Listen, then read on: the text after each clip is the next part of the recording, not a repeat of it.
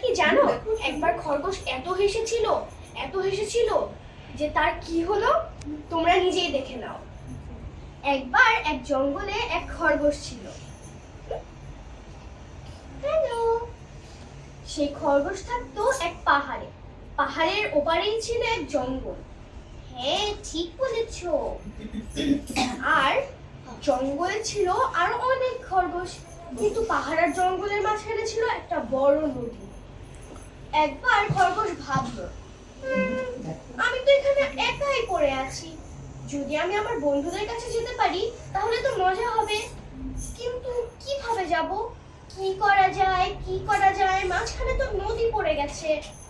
তখন খরগোশ বুদ্ধি করলো। তারপরে সে কুমির মামাকে ডাকলো।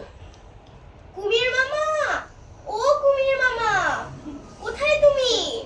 আসো না। কে ডাকলি রে? ও আচ্ছা খরগোশ। হ্যাঁ আমি মামা, আমি। আচ্ছা চলো একটু গল্প করি, আমার তো খুব একা লাগছে। আচ্ছা তাড়াতাড়ি যা বলার বলে ফেল, এতটা সময় নেই হাতে। আচ্ছা মামা, তোমরা কজন আছো এখানে?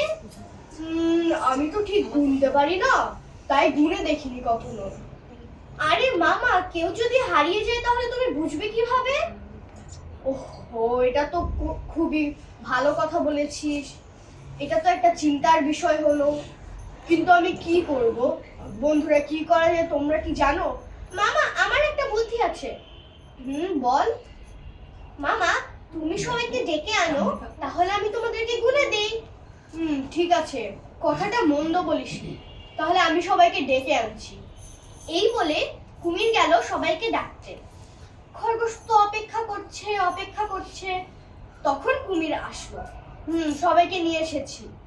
তখন খরগোশ বলল, আচ্ছা কুমির মামা, তোমরা এতজন, আমি তো গুনতে পারবো না। তোমরা এক কাজ করো, তোমরা নদীর এপার থেকে ওপারে একটা বড় লাইন বানাও, তাহলে আমি তোমাদের উপরে লাফিয়ে লাফিয়ে গুনতে যাব। তখন কুমির বলল, কথাটা মন্দ বলিসনি, আমি এখন সবাইকে বলছি, এই সবাই লাইন বানাও এপার থেকে ওপারে। তখন খরগোশ একটা চালাকি করলো। সে কুমিরকে 1 2 3 বলে বলে বারবার যেতে লাগলো। 1, তারপরে 2, তারপরে 3, তারপরে 1। কুমির তো আর গুনতে পারে না, তাই সে ভাবলো এভাবেই গুনতে হয়। তখন খরগোশ চালাকি করে তো ওই পারে চলে গেল। 3। হ্যাঁ মামা, আমি চলে এসেছি। তো আমরা কজন আছি? আরে মামা, আমি তো গুনিনি, আমি তো তোমার সাথে চালাকি করেছি। আমাকে এখানে পৌঁছে দেওয়ার জন্য ধন্যবাদ। তখন তো কুমির লজ্জায় ডুবে গেল। তখন তো খরগোশ এত হাসলো যে তার সামনের দুই দাঁতের উপরের ঠোঁট ফেটে গেল। তখন তার 2টা দাঁত বের হয়ে আসলো। তারপর থেকে খরগোশের সামনের 2 দাঁত বের হয়ে থাকে। এটাই ছিল খরগোশের হাসির শাস্তি। ধন্যবাদ।